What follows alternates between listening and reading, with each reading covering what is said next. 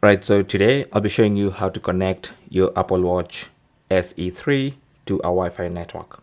So you simply press the crown to go to the main menu, and then in the main menu, let's try again. In the main menu, tap on settings.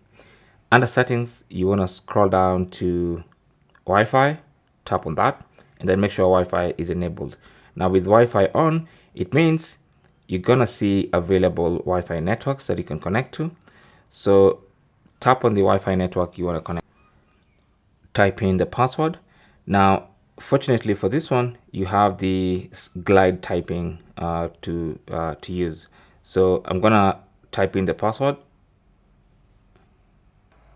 Once you finish typing, just tap on join at the top there, and your watch is gonna get connected to that particular Wi-Fi network. Now keep in mind that your watch automatically picks up Wi-Fi networks that are already connected to your phone. So if you can connect to any other Wi-Fi that you're not necessarily connected to on your phone, you can simply connect it to your watch. Now, unfortunately, the Wi-Fi network I'm trying to connect to is a bit far, so it's really having some trouble connecting, but that is basically how to connect to any Wi-Fi network. Thanks for watching and good luck.